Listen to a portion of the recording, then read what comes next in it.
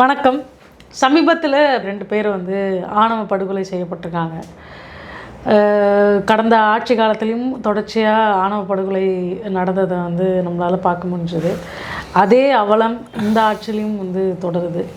தாவேக்கா ஆட்சியில் அதுக்கான தனி சட்டம் இயற்றப்படும் அப்படின்றது பலரோட எதிர்பார்ப்பாக இருந்துச்சு. இப்போ வரைக்கும் ஏற்றப்படலை. அது தொடர்ந்துகிட்டே தான் வருது. இது குறித்து நீங்கள் என்ன சொல்ல நினைக்கிறீங்க? நீங்கள் சொன்னது போல தான், எந்த ஆட்சி வந்தாலும் தலித் மக்களுக்கு எதிரான வன்கொடுமைகள் தொடர்ந்த வண்ணம் தான் இருக்குது. மீண்டும் மீண்டும் தமிழ்நாடு ஒரு ஒரு கொடூரர்கள் வாழும் ஒரு மாநிலமாக தான் எல்லாருக்கும் காட்சிப்படுத்தப்பட்டுருக்கு. அது இந்த ஆணவ கொலையிலையும் அது உறுதியாக இருக்குது. தமிழ்நாடு ஒரு ஓபிசி ஸ்டேட்டுன்றது அது காஸ்ட் இன்டு மெஜாரிட்டி அவங்களுடைய ஸ்டேட்டுன்றது ஒவ்வொரு வன்கொடுமைகளையும் அவங்க பதிலாக வன்கொடுமைகள் மூலம் நம்மளுக்கு பதிலாக சொல்கிறாங்க. ஏதோ ஒரு வகையில் ஒரு விருப்பத்தேர்வு உரிமையை சாதி ஆதிக்கத்தின் மூலம் அதை தடுக்கணும். ஒரு இணையோட இது ரொம்ப இயற்கையான ஒரு விஷயம் தானே. உலகத்தில் ஒரு விருப்பத்தேர்வு உரிமைக்காக ஒரு தன் இணைய இன்னார் தான் அப்படின்னு தேர்ந்தெடுக்கிறதுக்காக கொலை அளவுக்கு போவாங்களா அப்படின்றத தேர்ந்தெடுக்கிறத தடுக்கிறதே ஒரு பெரிய வன்முறை. சரி, கொலை அளவுக்கு போயிட்டு அவங்க என்ன பண்ணுறாங்கன்னா, ஒரு கொலை மூலம் அவங்க ஒரு மற்ற காதலர்களுக்கு ஒரு திகிலை உண்டாக்குறாங்க. நீ லவ் பண்ணனா நீ கொல்லப்படுவ. இப்போ என் நண்பர் சொன்னார், அவங்க அம்மா என் நண்பர்கிட்ட சொல்லியிருக்கிறாங்க, தம்பி நீ யாரையும் லவ் பண்ணலையே, எப்போனா கவின் ஆணவ படுகொலை என்பது. இப்போ ஏதோ ஒரு வகையில் அந்த அம்மாவுக்கு நம்ம பயத்தை கொடுத்துட்டோம்ல. இந்த சாதிய சமூகம் ஏதோ ஒரு வகையில் அந்த வகையில் வெற்றி பெற்றிருக்குன்னு தான் நான் சொல்லுவேன். இந்த தாவேக்கா ஆட்சி பொறுப்பெடுத்து இது வரைக்கும் இது 5வது. நிறைய பேர் சொல்கிறாங்க இந்த ஹானர் கில்லிங்கே இல்லை. ஆனால் பார்த்தா நம்மளுக்கு அப்படி தோணலை. கிட்டத்தட்ட அந்த உடல் தொங்கியிருக்கிற நிலை, அப்புறம் அந்த செவுத்து, அந்த உடலில் இருக்கக்கூடிய காயங்கள், நம்மளுக்கு எல்லாமே ஏதோ ஒரு அடித்து தொங்க விட்டது போல தான் இருக்குது. இன்னொன்று ஏடேறினது சில ஆணவ கொலைகள் தான் செய்தியாகாமல் பல ஆணவ கொலைகள் இருக்குது. இப்போ இது என்னென்னா, எல்லா ஆட்சிகளுமே தலித் மக்களுக்கு எதிராக தான் இருக்குது. இந்த ஆட்சி என்னென்னா ஒரு சமூக நீதி முகமுடி ஒன்று போட்டுக்குச்சு. நம்ம முன்முடியோடலாம் சொல்லலை, நடந்த விஷயங்கள் தான் நம்ம சொல்கிறோம். நம்மளுக்கு ஒன்றும் தாவேக்கா திமுக அப்படின்ற சார்பு நிலையெல்லாம் இல்லை. இந்த ஆட்சி 8 தலித் மக்களுக்கு தலித் சமூகத்தை சேர்ந்த 8 பேருக்கு இதுவரைக்கும் கொடுக்கப்படாத ஒரு பிரதிநிதித்துவத்தை, நியாயமான சரியான 22.26 விழுக்காடு பிரதிநிதித்துவத்தை கொடுத்தது. இல்லைன்னு மறுக்கலை. அது கடமை தான், என் கடமைன்னு முதலமைச்சர் சட்டசபையிலையும் சொன்னார். ஆனால் பிரதிநிதித்துவம் வெறும் தலித் பிரதிநிதித்துவமாக தான் இருக்குது. தலித் மக்களுக்கான பிரதிநிதித்துவமாக இன்னும் அது மாறலை. அந்த சோஷியல் ரெப்ரசன்டேஷன் மற்றவங்களுக்கு அது கேபிட்டலாக மாறுது. ஆனால் தலித் மக்களுக்கு அது மாறுறதே கிடையாது. ஏதோ ஒரு வகையில் ஒரு பாபா சாஹிப் அம்பேத்கர் சொன்னது போல், தனித்தொகுதி எம்எல்ஏக்கள் ஒரு ஷோகேஸ் பொம்மைகளாக தான் இருப்பார்கள், அவர்கள் இரட்டை வாக்குரிமை மூலம் படாத வரையினார். இது அவருடைய எவ்வளோ வலி நிறைந்த வார்த்தைகள் பாருங்கள். இது அந்த பிரதிநிதிகளை மலினப்படுத்துறது இல்லை. ஏன்னா நீங்கள் அதே சாதிந்துகள் கிட்ட தான் போய் ஓட்டு கேட்க போகிறீங்க. அப்போ இரட்டை வாக்குரிமை இல்லாத போது இரட்டை வாக்குரிமை இல்லாமல் தேர்ந்தெடுக்கப்படும் பிரதிநிதிகள் ஒரு ஷோகேஸ் பொம்மைகள்னாரு. மேல் சாதிகளின் பாக்கெட் தொகுதிகள்னாரு. இன்னும் துல்லியமாக சொல்லணும்னா தனி தொகுதிகள் மேல் சாதிகளின் பாக்கெட் தொகுதிகள்ன்ற அளவுக்கு போனார். அது அதனால தான் இந்த 8 அமைச்சர்கள், எஸ் அஃப்கோர்ஸ் மாண்புமிகு வன்னியரசு நிறைய விஷயங்கள் செய்கிறாரு. இன்னும் சில அமைச்சர்கள் சத்தமே இல்லாமல் இவர் நம்ம லோகேஷ் தமிழ்ச்செல்வன் பத்திரப்பதிவுத்துறையில் 1-2 மாற்றங்களை செஞ்சுக்கிட்டு தான் இருக்காரு. அதை நம்ம பார்க்க முடியுது, விட்னஸ் பண்ண முடியுது. ஆனாலும் ஒரு ஆணவ கொலைக்கு தனிச்சட்டை ஏற்ற முடியல. ஆகாஷ் டெனிஷ் அவருடைய படுகொலை 70 நாட்கள் திமுக அரசு ஆட்சி காலத்தில் அந்த உடல் மார்ச்சரில் இருந்தது. இவங்க ஆட்சி 30 நாட்கள் இருந்தது. இவங்க ஆட்சி ரொம்ப ஒரு ஈமச்சடங்கு கூட அந்த பெற்றோர்கள் இல்லாமல் தனியாக அரசே எடுத்து செஞ்சு அதுக்கப்புறமா தான் 6 அக்யூஸ்டுகளோட நேம் இன்க்ளூட் பண்ணாங்க. இப்போ ஜூலை மாதம் வந்துருச்சு. ஜூலை மாதம் தொடங்கிடுச்சு. கிட்டத்தட்ட ஒரு 4-5 நாள் ஆயிடுச்சு. இருந்தும் இப்போ வரைக்கும் இந்த மாதம் வன்கொடுமை கண்காணிப்பு கூட்டம் நடக்குமா நடக்காதான்னு தெரியல. சட்டப்படி நடத்தணும். பிஓஏ ஆக்ட் 1999 ரூல்ஸ் சொல்லுது, ஜனவரி மாதமும் ஜூலை மாதமும் வருடத்துக்கு 2 முறை ஸ்டேட் லெவல் அட்ராசிட்டி கமிட்டி கூட்டங்கள் நடத்தணும்னு. இந்த ஜூலையில் நடக்க போதான்னு தெரியல. ஆனால் 8 அமைச்சர் இது பண்ணியிருக்கோன்றாரு. சட்டசபையில் அவ்வளோ விஷயங்கள் பேசப்பட்டது. தலித் மக்களுக்கு எதிரான வன்கொடுமைகள் பற்றி பேசவே இல்லை. இப்போ கூட நீங்கள் பாருங்கள் ஜென்சிடிஎம்கே வந்து எதையோ பேசுகிறாங்க, ஏன் இதை பேசலை? ஆனால் அவங்களும் எதில் அப்சஸ்டாக இருப்பாங்கன்னா வன்னியரசு என்ன பண்ணுறாருன்னு கேட்குறதுல அப்சஸ்டாக இருப்பாங்க. நீங்கள் என்ன பாஸ் பண்ணீங்க? ஏன் எதிர்கட்சிகள் கூட அதை ஏன் அரசியலுக்கு கூட பேச மாட்டேங்க? அரசியலுக்காச்சும் பேசலாம்ல. அப்போ அரசியலுக்கு கூட நாங்கள் பேச மாட்டோம், ஏன்னா சாதி இந்துக்கள் மனம் அதில் எல்லாருமே ஒன்றாயிடுவாங்க. ஒரு கம்யூனிஸ்ட் தலைவர் வந்து ஒரு முறை வந்து ஒரு விஷயம் சொன்னார். என்ன சொன்னார்னா, இந்தியாவில் வந்து எதிர்கட்சிகளே இல்லை, எல்லாம் ஆளுங்கட்சிகள் தான். என்னென்னா ஆளும் வர்க்க கட்சிகள்னார். எல்லாம் ரூலிங் கிளாஸ் பார்ட்டி தான், இங்கே யாருமே வந்து எதிர்கட்சி இல்லைன்னாரு. அதை நம்ம கொஞ்சம் எப்படி மாற்றலாம்னா, இந்தியாவில் சாதி எதிர்ப்பு கட்சிகளே இல்லை, எல்லாமே சாதி இந்துக்களுக்கான கட்சிகள் தான். தாவேக்கா ஆட்சி வந்ததுலேருந்து ரொம்ப சில்லியான பிரச்சனைகளை கூட எதிர்கட்சியான திமுக கையில் எடுத்து அதை பெருசாக வந்து பேசினாங்க. அப்படி இருக்கும்போது இவ்வளோ பெரிய பிரச்சனை, ஆணவ கொலை பிரச்சனை அப்படிங்கிறது ரொம்ப பெரிய பிரச்சனை. ஏன் அரசியலுக்காக கூட அந்த பிரச்சனையை வந்து எடுத்து பேச மாட்டாங்க, அதுக்கான எதிர்ப்பை தெரிவிக்க மாட்டாங்க? போதுமான அளவு ஏன் திமுக கிட்ட இருந்து அந்த எதிர்ப்பு வர மாட்டேங்குது? நம்ம சில்லியான பிரச்சனைன்னு சொன்னாலும் அதுக்கும் நம்மளுக்கு அடிப்பாங்க.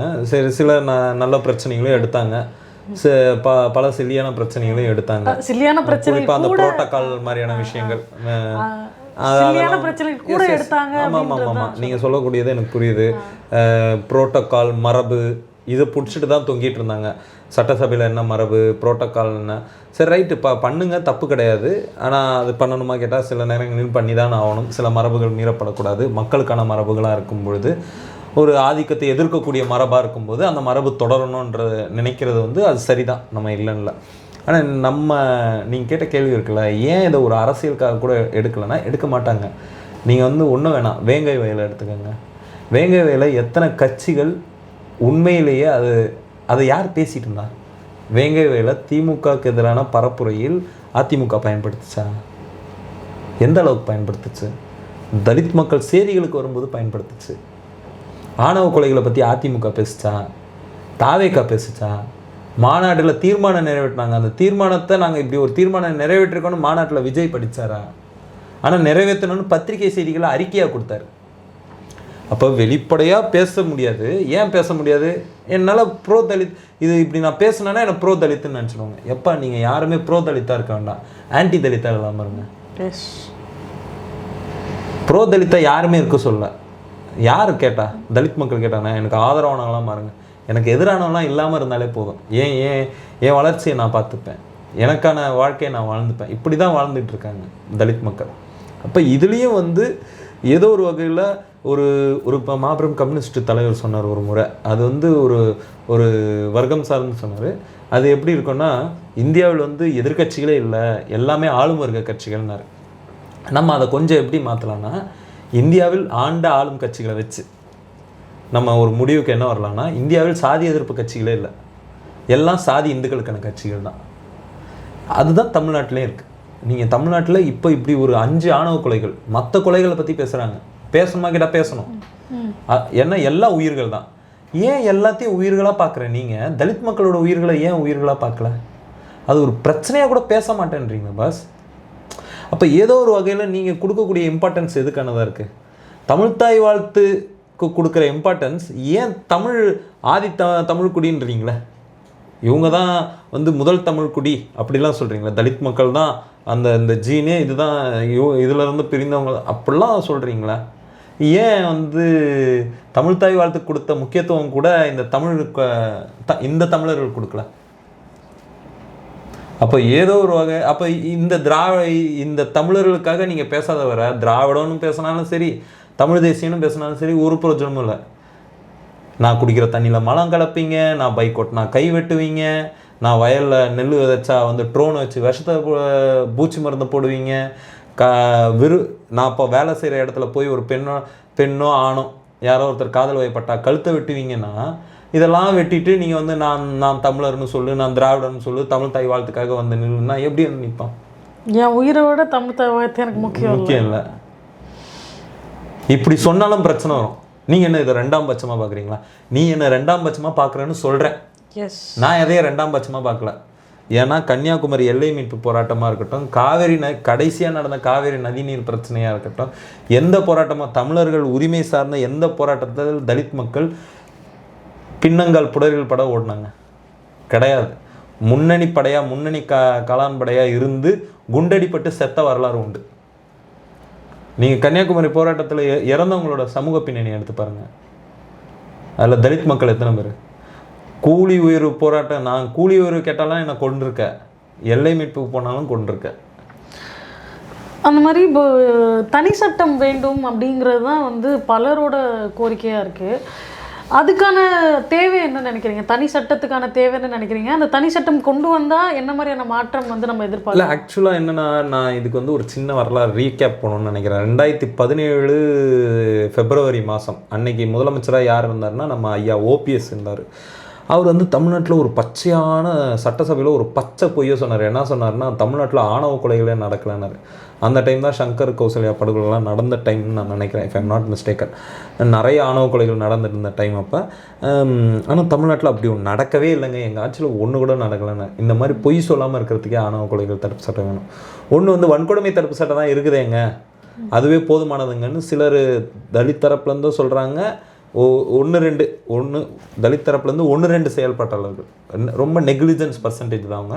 ஆனால் பெரும்பான்மையான தலித் தரப்பு ஏன் வந்து நம்ம ஆணவ கொலைகள் தனி சட்டம் கேட்குறேன்னா, இந்த ஆணவ கொலையில் தலித் மக்களுக்கு இணையாக இறந்தவங்க சாதி இந்துக்களாகவும் இருக்கிறாங்க. புரியுதா உங்களுக்கு? அப்போ இந்த இடத்துல இருந்து நீங்கள் பார்க்கும்போது எனக்கு வன்கொடுமை தடுப்பு சட்டம் இருக்குது, ஓகே, எனக்கு பிரச்சனை இல்லை. ஆனால் நான் தலித் பெண்களுக்கு,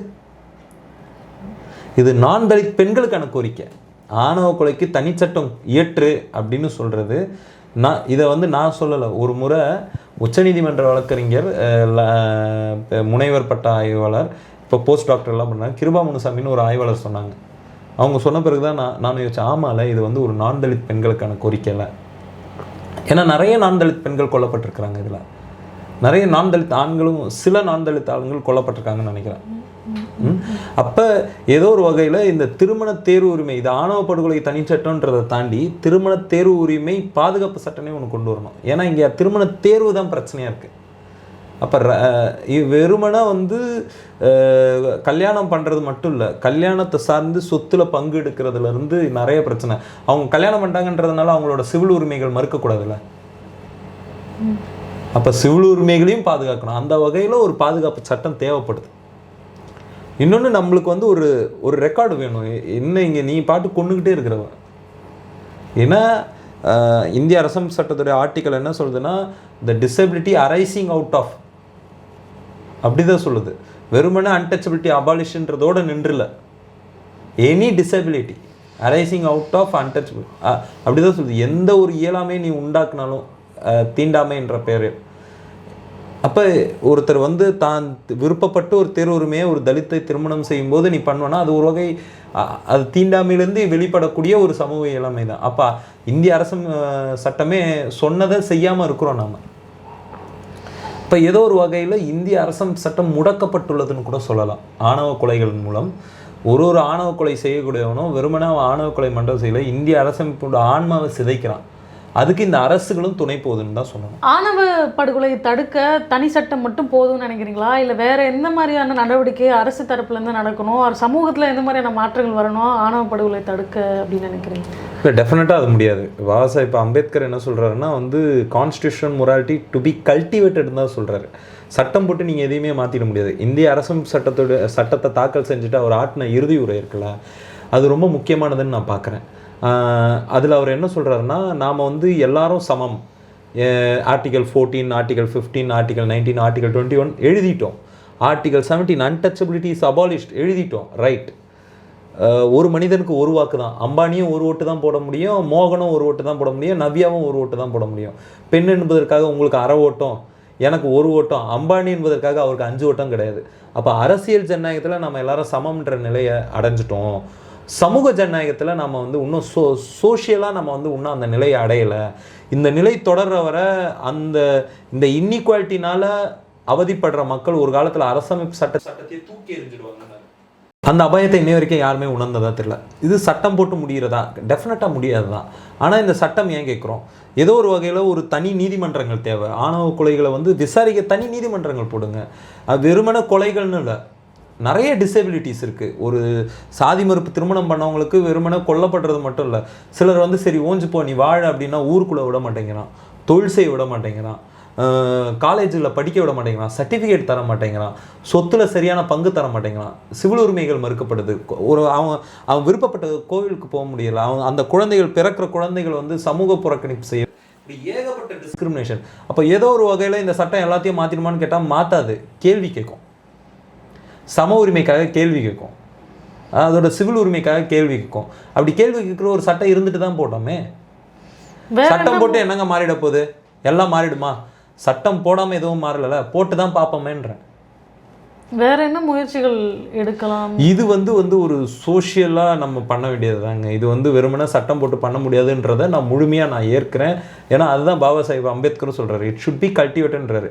நம்மளுக்கு இயல்பாக வந்து இந்த இந்து மதம், இந்த சாதிய அந்த அந்த லேர்னிங் நம்மளுக்கு என்ன பண்ணியிருக்குன்னா, ஒரு மனிதனை ஃப்ரெட்டர்னிட்டியாக நம்ம பார்க்குறதில்ல.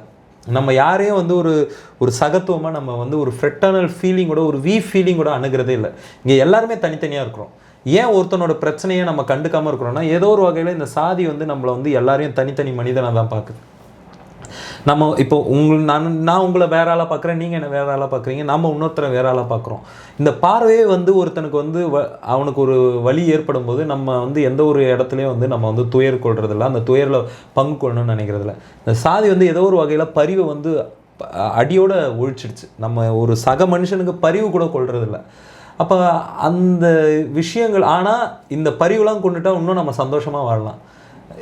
ஒரு சமத்துவம் வந்து அது இந்த ஆதிக்கத்தை விட சமத்துவம் ரொம்ப ஒரு பூங்காவை பண்ணுறதுன்னு வச்சுக்கோங்களேன். சமத்துவமாக இருந்தால் குடும்ப பிரச்சனைகள் கூட நடக்காது, ஒரு குடும்ப வன்முறை நடக்காது, கணவன் மனைவின் பிரச்சனை நடக்காது, சகோதர சகோதரி பிரச்சனை நடக்காது, எதுவுமே நடக்காது ஃப்ரெட்டர்னிட்டி வந்துட்டா. அப்போ நம்ம வந்து சந்தோஷமாக வாழணும்னா ஏதோ ஒரு சாதியை துறந்துட்டு வாழ்ந்தால் தான் சந்தோஷமாக வாழ முடியும். அதை துறந்துட்டு வாழ தான் நம்ம முயற்சி பண்ணணும். ரொம்ப துயரமான ஒரு சம்பவத்துலேருந்து இந்த உரையாடலை துவங்கணும். முடிக்கும் போது ரொம்ப சந்தோஷமாக முடிக்கலாம் அப்படின்னு நினைக்கிறேன். இந்த சாதி அப்படிங்கிற சாதின்னு மட்டும் இல்லை, எல்லா ஏற்றத்தாழ்வுகளும் வந்து அழியறதுக்கான முயற்சிகளை தொடர்ந்து நம்ம இன்னொரு கன்விக்ஷனுக்கு வரணும். சாதி என்பது ஏதோ ஒரு வகையில் தலித் மக்களை மட்டும்தான் அடிமைத்தனம் பண்ணுது அப்படின்லாம் இல்லை. ஒரு ஓபிசி மக்களையும் அது அடிமைத்தனம் பண்ணுது. நான் மீண்டும் சொல்கிறேன், சாதி வந்து அண்ணாந்து கீழே இப்படி பார்க்கும்போது ரொம்ப அழகாக இருக்கும். நம்ம கீழே ஒருத்தர் இருக்காருன்னும் போது ரொம்ப என்ஜாயிங்காக இருக்கும். ஆனால் நமக்கு மேலே ஒருத்தர் இருக்கிறார், அதை நம்ம வந்து எப்போதுமே மறந்துகிட்டே இருக்கோம். அதாவது கிரேடட் இன்இக்வாலிட்டி தானே. நம்ம மேலே இருக்கிறவரை மறந்துட்டோன்னா அவர் நம்ம மேலே என்ன வேணாலும் எச்சியும் துப்பலாம், எதுவும் பண்ணலாம். அதனால் அழகாக இருக்குன்னு நினைக்காதீங்க சாதியை, அது ரொம்ப அசிங்கமானது. அதை விட்டு வச்சா நம்ம ரொம்ப அழகாக மாறிடும். இந்த மாதிரி எல்லா ஏற்றத்தாழ்வுகளுக்கும் எதிராக நம்ம வந்து தொடர்ந்து பேசுவோம். டெஃபினட்டாக சமத்துவம் வந்து கூடிய சீக்கிரம் வந்து இந்த உலகத்துக்கு வரட்டும் அப்படின்னு கண்டிப்பாக அந்த நம்பிக்கையோட தான், அந்த நம்பிக்கையோடும் ஆசையோடும் வந்து இந்த வீடியோவை நாங்கள் முடிக்கிறோம். நன்றி.